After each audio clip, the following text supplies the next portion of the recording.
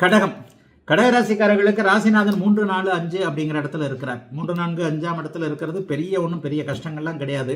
ஆனால் என்ன ஒன்று, வார கடைசியில் பார்த்தீங்கன்னா அப்படியே நீச்சனும் ஆகி தேவிரையாகி அமாவாசையை நோக்கி போய்கொண்டிருக்கிறார். மனசு கொஞ்சம் டல்லாக இருக்குங்க.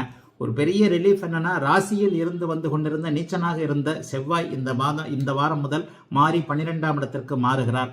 ராசிநாத நீச்சத்தை நோக்கி போய் கொண்டிருந்தாலும் கூட 11ஆம் இடத்தில் இருக்கக்கூடிய குருவின் தயவு, அதைவிட மேலாக 7ஆம் இடத்தில் இருக்கக்கூடிய சூரியன் புதன் ஆகியோருடைய பார்வை ராசிக்கு கிடைக்கிறதுனால எதையும் சமாளிப்பீங்க. மார்ச் மாதத்திலிருந்து உங்களுக்கு அஷ்டமச்சனி முடிய போது கொடுத்து வைத்தவர்கள் ஒரு 30 ஆண்டு காலத்திற்கு மட்டுமே வரக்கூடிய கொடுமையான காலகட்டமான அஷ்டமச்சனியை கடகராசிக்காரர்கள் அனுபவித்து விட்டீர்கள். எதை பற்றியும் கவலைப்படாதீங்க. மார்ச் மாதத்திலிருந்து, குறிப்பாக ஏப்ரல் மாதத்திலிருந்து அப்படியே படிப்படியாக முன்னேற்றங்கள், டெவலப்மெண்ட் கண்டிப்பாக வந்தே தேரும்.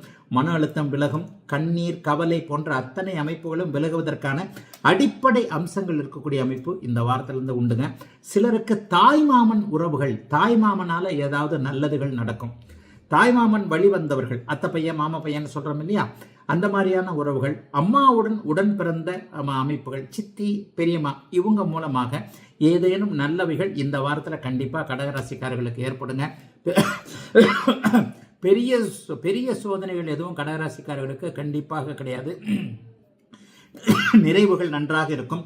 8ல் இருக்கக்கூடிய சனியை கூட சுக்கிரன் சுபத்துவப்படுத்துவதன் காரணத்தினால கஷ்டங்கள் எதுவும் இல்லாமல் ஆண்கள் பெண்கள் இருபாலாருக்கும், வயதானவர்கள் இளைஞர்கள் எல்லாருக்குமே இனிமே எந்த மாதிரியான பிரச்சனைகளும் இல்லாது, ஏற்கனவே செய்த நம்முடைய தவறுகள் எல்லாத்தையும் நம்ம திருத்திக்கிட்டாச்சு, எந்த இடத்துல நம்ம தப்பு பண்ணோம் அப்படிங்கிறத உணர்ந்தாச்சு என்பது போன்ற சில விழிப்புணர்வுகள் வரக்கூடிய ஒரு நல்ல வாரமாகவே அமைஞ்சிருக்குங்க. அத்தனை கடகராசிக்காரர்களுக்கும் இந்த நல்ல யோக வாரம்.